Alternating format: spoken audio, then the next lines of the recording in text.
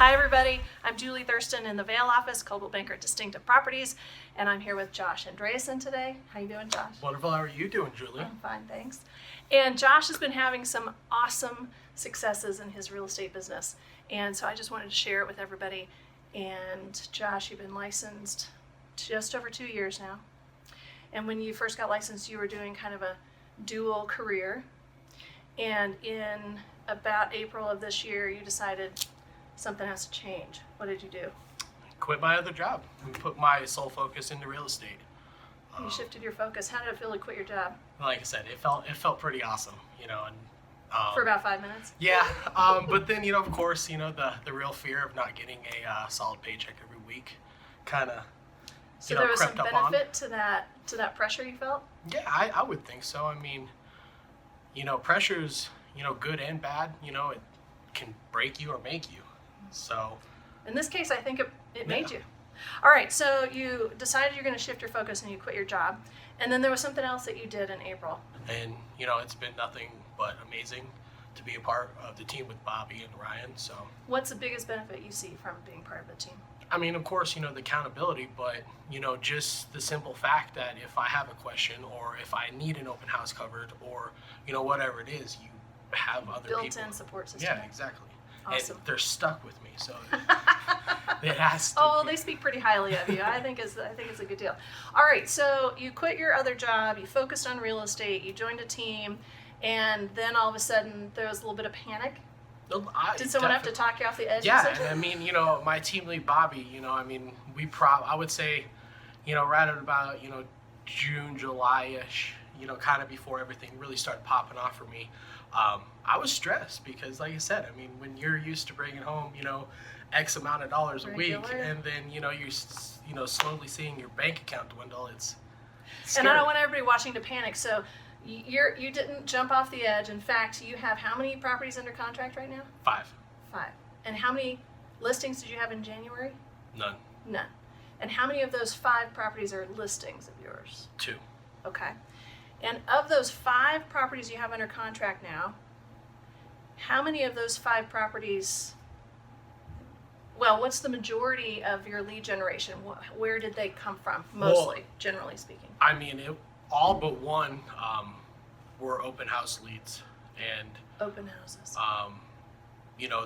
the one listing that I got, she was the only person that actually came in that day. So I mean, yeah, it was a boring open house day, but I guess look what it brought. It brought think that's a listing and a buy. What you just said is that sometimes lead generation is not exciting. No, or it takes a Oftentimes- little bit longer than you want it to. Okay, all right. So persistence, I would say And- so. sticking to doing the things that you know are that research shows are successful for us. So in coaching, we talk about the 4 areas where you want to focus your lead generation. Don't just focus on one, right? Because Yeah. sometimes they're hit and miss. So open houses, your sphere, first of all, open houses, farming, and web or Yep. web presence Social or media, social media. yeah. So out of those 4, do you only do open houses No, for I lead mean, generation? I do, farming letters, I attack expireds. I really do pride myself on being, a social media, guru, I guess you could say. I'm constantly on Professional? it. A Yeah, social media I mean, professional? like you say, I probably spend a good hour on social media a day at least, just because it is what it is. Because you said that open houses were the main contributor to the 5 deals that you have, I want to ask a couple more questions about your open houses. So did you just start doing open houses in April? No, and I mean, I've made it a big part of, my attack to becoming successful in real estate was to do as many open houses as I can. Especially this summer, I, committed to at least 3 open houses a week. Per week? Yeah, per week. And, that was just simply because, hey, I spent $200. I got my, open house signs with my name on it. People started sending me pictures. Hey, look, we see you have an open house. Look, another open house. So people are starting Developing to... your sphere. Exactly. So they're starting to see me as a real estate agent and not a professional driver. And how about how you see yourself? I mean, I would say, now maybe I can consider myself a real estate agent, but I haven't put anything to closing yet, so, Well, you're on your way. You're on your way. So we were also talking about the result of open houses, because open houses can be You can get no people, you can get 100 people. It can be hit or miss.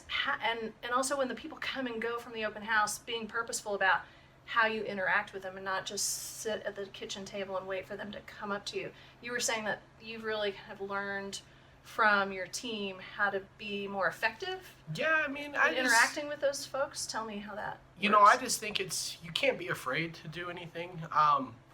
I mean, the worst they're gonna say is, "Yes, I have an agent. You know, now let me look at the house. Leave me alone." But at And least, even if they do have an agent. yeah, you would say, "Hey, well, who's your agent's name? I would love to contact them and let them know that Awesome. you've been here." Awesome. You know, and you know, Bobby, you know, my team lead, you know, he wanted to do quite a bit of tandem open houses just to see kind of how I interacted with them. You know, because I do have a strong personality. It's just, you know, kind of funneling it in, you know, to be more effective and get straight to Yeah. the point. I mean, Yeah. if they say, Ask for the business. yeah, I mean, like I said, the worst thing they're going to say is no. Yeah. So. And if you don't ask, you won't get any. No. So, Awesome. Well, congratulations. I'm really stoked for you. And it was a big summer. And what are you going to do? You're going to change what you're doing? I mean, you know, as you know, the seasons kind of shift a little, Yeah.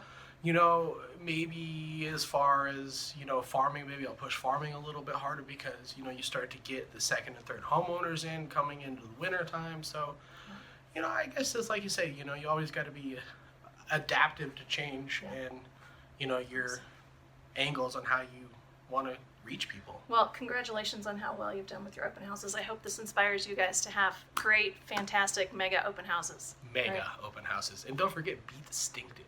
Be distinctive. Thanks. Nice work. Thanks, Josh.